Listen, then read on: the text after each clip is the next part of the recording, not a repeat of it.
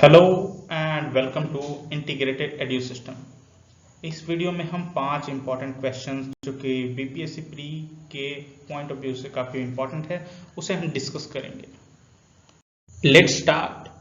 वैदिक काल में बिहार का सबसे पहला उल्लेख किस वेद में मिलता है?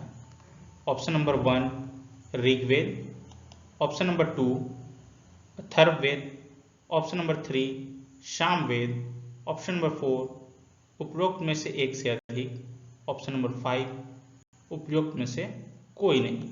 सही उत्तर है ऋग्वेद। ऋग्वेद के मगध के शुरुआती निवासियों के रूप में किकटों का उल्लेख है। वैदिक साहित्य मगध के अनार्य चरित्र को दर्शाता है। उत्तरी बिहार में आर्यों के विस्तार के बारे में मुख्य जानकारी शतपथ ब्राह्मण में निहित है। बिहार का उल्लेख वैदिक काल में मिलता है जो अथर्ववेद और पंचविंश ब्राह्मण में मिलता है। दोनों ग्रंथ मगध की भूमि में रहने वाले वृत्त नामक लोगों की बात करते हैं।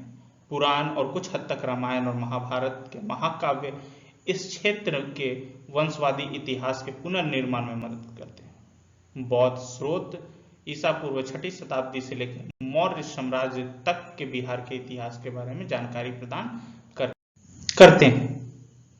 नेक्स्ट क्वेश्चन, निम्नलिखित में से किस जैन तीर्थंकर ने मंदार पहाड़ी पर निर्वाण प्राप्त किया था? ऑप्शन नंबर 1 9वें तीर्थंकर, ऑप्शन नंबर 2 12वें तीर्थंकर, ऑप्शन नंबर 3 13वें तीर्थंकर, ऑप्शन नंबर 4 उपरोक्त में से एक से अधिक, या ऑप्शन नंबर 5 उपरोक्त में से कोई नहीं। सही उत्तर है ऑप्शन नंबर 2 12वें तीर्थंकर। कुछ की पॉइंट देख लेते हैं। 12वें तीर्थंकर वसुपूज्य ने मंदार पहाड़ी पर निर्वाण प्राप्त किया था। आषाढ़ मास के शुक्ल पक्ष की 14वें दिन भगवान वसुपूज्य को निर्वाण प्राप्त हुआ था। इस पहाड़ी की चोटी पर वसुपूज्य के सम्मान में निर्मित एक जैन मंदिर भी है।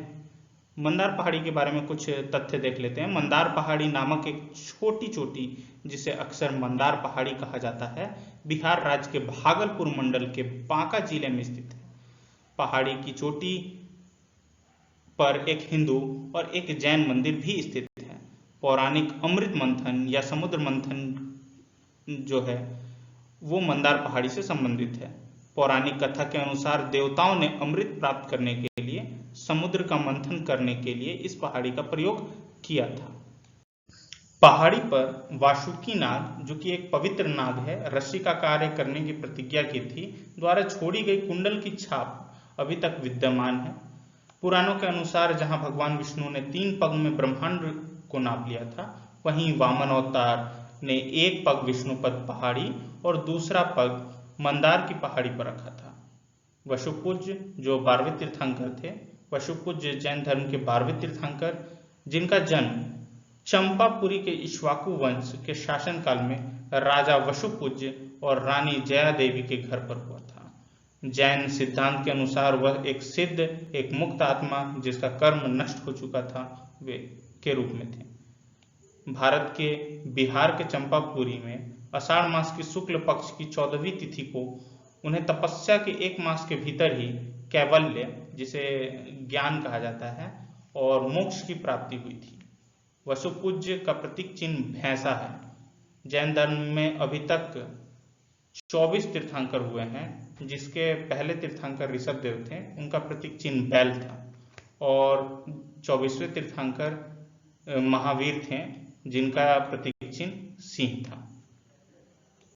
नेक्स्ट क्वेश्चन, निम्नलिखित में से कौन बिहार में मौजूद एक नौपाषाण स्थल है?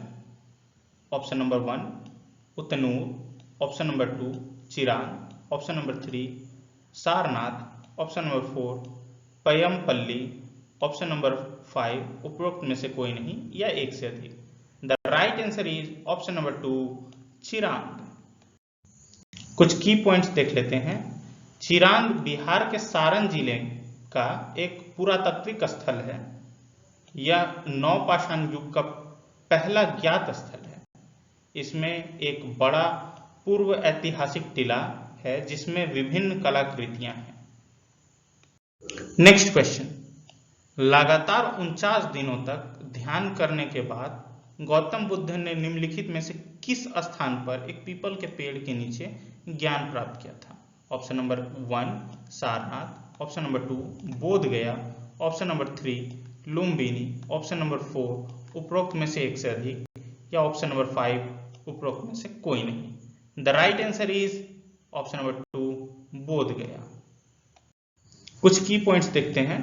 भारत में बौद्ध धर्म की शुरुआत 2600 साल पहले एक जीवन शैली के रूप में हुई थी जिसमें एक व्यक्ति को बदलने की क्षमता थी। यह दक्षिण और दक्षिण पूर्वी एशियाई देशों के महत्वपूर्ण धर्मों में से एक है।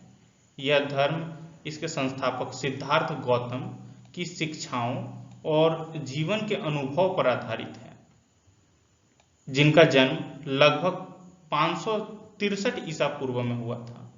उनका जन्म शाक्य वंश के शाही परिवार में हुआ था, जिन्होंने भारत नेपाल सीमा के पास स्थित लुम्बिनी एक जगह है में कपिल वस्तु में शासन किया था। 29 वर्ष की आयु में गौतम ने घर छोड़ दिया और धन के अपने जीवन को अस्वीकार कर दिया और तपस्या या अत्यधिक आत्म अनुशासन की जीवन शैली को अपनाया। लगातार 49 दिनों के ध्यान के बाद गौतम ने बिहार के बोध गया में एक पीपल के पेड़ के नीचे, जिसे बोधि वृक्ष कहा जाता है, वहां ज्ञान की प्राप्ति की। बुद्ध ने अपना पहला उपदेश उत्तर प्रदेश के बनारस शहर के पास सारनाथ गांव में दिया था। इस घटना को हम धर्म चक्र परिवर्तन कहते हैं और उनका देहांत 80 वर्ष की आयु में हुआ, जो कि 483 ईसा पूर्व में उत्तर प्रदेश के कुशीनगर नामक स्थान पर हुआ था। इस घटना को हम महापरिनिर्वाण के नाम से जानते हैं।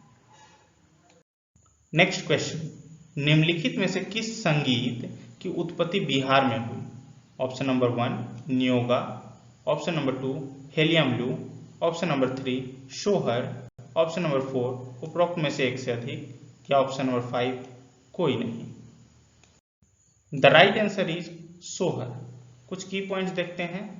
जो न्योगा है संगीत, वो अरुणाचल प्रदेश का मुख्य लोकगीत है, लोक संगीत है। हेलियमलू जो देखें वो नागालैंड का है, सोहर बिहार का है और टिकीर असम की है। आशा करता हूं कि इस वीडियो से आपको काफी कुछ सीखने को मिला होगा। Thanks for listening and God bless you all.